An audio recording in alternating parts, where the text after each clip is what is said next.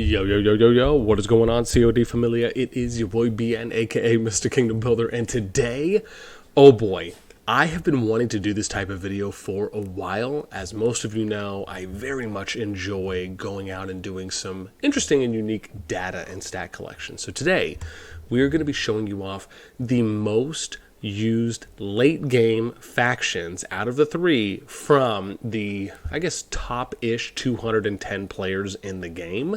Now, I want to give a small asterisk here because what we're going to be showing you in a moment on our spreadsheet is not the pure top 210 players. We grabbed players that were 80 million power and above from Kingdoms 1 all the way through, I believe, 103, wherever I'm at now.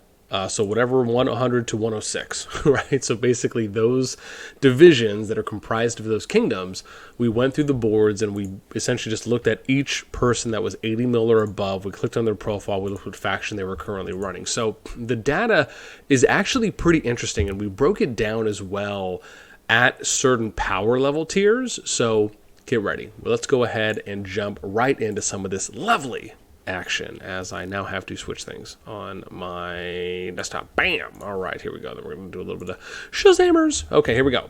So before we get into some of the stats on here, let's show you what we've done over here on this side, right? So on columns A, B, C, we have the player names, we have the power. This is ranked top down. You could say this is a little bit of a teaser for the strongest players in the game, but it is not going to be a full true kind of top 25 list because there are some players beyond, I believe beyond 103, that would work into this top 25, or even if we extended it to a top 50.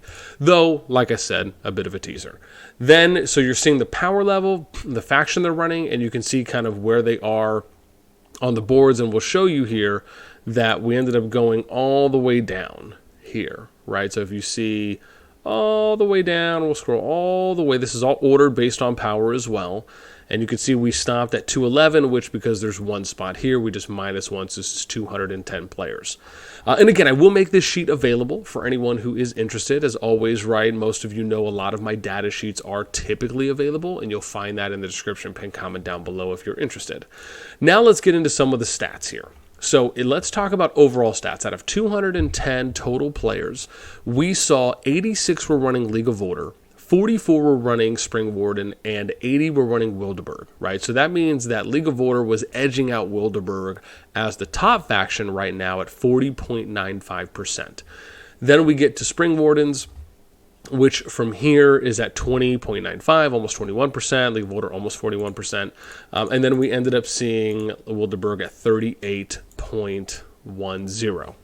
Right? So again, Wildeburg just below, but Spring Wardens about half of League of Order, close-ish to half of Wildeburg when we looked at the top 210, right? Then, if we end up going over to our 90 mil plus, right? So we kind of removed those from the 80s, and we just wanted to look at the 80 mil plus people. Now what we're seeing is 120, right? So almost half of those removed within that kind of 10 mil gap, if you will, or jump. And then we get to 53 for League of Order. We have 44.17% here.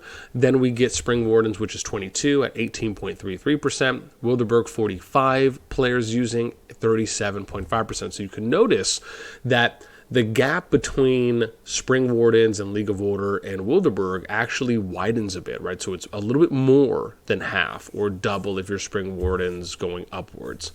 And then you notice the gap between Wildeburg and League of Order was what, 2.85%? Now it's what, 2.54, 6.5, 6.67, if that's right, right? So you're looking at almost tripled the percentage differential when you're looking at 90 mil plus. Then we get to 100 mil plus. And 100 mil plus, here you see League of Order, 31 players running, Spring Warden 14, Wildeburg 29. We had a total of 74 players at 100 mil plus. And you can see 41.89% of the players running League of Order. So League of Order still top pick. And then you have Spring Warden 18.92. Similar, right? Gap less, it widens a little bit, just a tiny bit more here. And then you got Wildeburg at 39.19%. So actually getting closer now, right? So now the gap is, or what is this, 0.8, 0.81, 1.81, 2.61, 2.7, if I can do math on the fly correctly, or attempted. We'll just say about a 2.7 percentage differential between League of Order and Wildeburg, right? So getting a little bit closer. Then you look at the 110 mil plus stats. We got 45 players here at 110 mil plus. League of Order 17 usage, Spring Order 12, Wildeburg 16. Right now getting really close. 37.78%, 26.67%, and 35.56%. Right. So again, now Spring Warden getting a lot closer to the others. Right now, way less than half. And Wildeburg and League of Order still staying close. Then we get to our top 10. I thought this would be interesting. Like, let's look at the top 10 players right now from this data pool. And just so we get some shout outs, we're getting Fisto, Kyle, Southern Light, Jason Gee, our boy here, or girl, Northern Light, one of the DF players, FLV, Evil Noon, and the dude Broski. That's how we're going to say that from now on. I really like that. Okay. And then here you could see League of Order 3, Spring Warden 5, Wildeburg 2, right? So Spring Warden now being more used amongst the top 10 players, and then League of Order, then Wildeburg, right? So you're kind of not really getting an opposite flow, because the pure opposite flow would have been if it was Spring Warden, Wildeburg, and League of Order, but Spring Warden really just kind of making the comeback where 5 out of the top 10 players are using Spring Wardens currently. So now, what I'd like to do is do a little bit of just kind of talking out of, like, why would top players be potentially running certain factions over the others? Like, why does the top 10 favor Spring Water, League, and then Wildeburg, right? So this is what we'll do. I'm going to bring this sheet over here, and we're going to look at factions. Okay, so, excuse my allergies, as always. Here you could see, if we're looking at faction starts, right, this is something we have on my Everything COD sheet, which I do have to update in some areas. However, if we're taking a look here and we're looking at some of just the kind of unique qualifiers that they mention that are more highlighted right before you start clicking on things, you'll see that with Spring Wardens, you're getting the march speed and the heal speed, right? Something that obviously players would value if they're trying to get back into a fight as soon as possible. And I would imagine that 5% would grow to be a larger number, especially if you are a top power player, because you have most likely the bulk of your power, or getting close to the bulk of your power, in troops. So, 5% of 1,000 is what, 50? 5% of 1,000,000 is, 50,000, if I can do some math. So, that 5% will gradually become more. No, obviously, I'm not saying that's like a ratio or a number-to-number ratio comparison, but it is something that I do want to point out when it comes specifically to. You looking at why players would be running that, and then you also look at the march speed, right? If you're getting a flat march speed increase, that means that if you're not running that, and let's say you are numbers for numbers, you're essentially going to be able to kite or outmarch or outrun your opponents if they have the exact same speed, right? Or if you have the exact same talent setup, you have the exact same artifacts you're running, or if you're just not running any speed talents or any speed artifacts.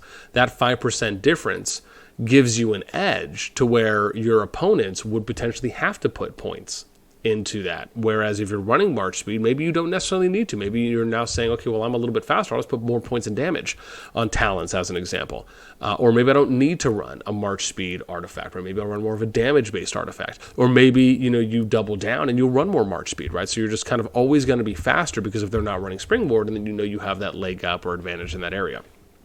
Then you look at the second most used, or what we should say was consistently the most used for League of Order, which is Legion, Magic Effect, and Gather Speed. Now, Gather Speed probably isn't necessarily really impacting too much for the top level players, because they're probably not doing as much overall and consistent sustainable gathering as a free-to-play, for example. But the Magic Defense, right, I'm sure could be something if they're typically running more Magic-based units. Then you get to Wildeburg, right, which is your physical attack, build engineering, and this is interesting because of the build engineering, right. You're obviously getting faster build speeds for your flags, your barricades, keeps, forts, etc.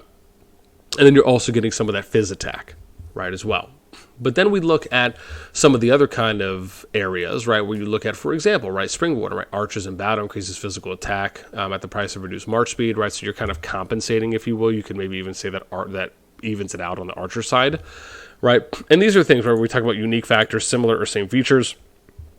And again, these are things where I don't know if I'm going to do a full breakdown here. I just wanted to talk about a few points because to me, those are interesting things when you think about it. Like, for example, here, right, Vestals increased HP if you're running League of Order, increased HP of nearby friendly legions, right, so you're becoming a little more tanky.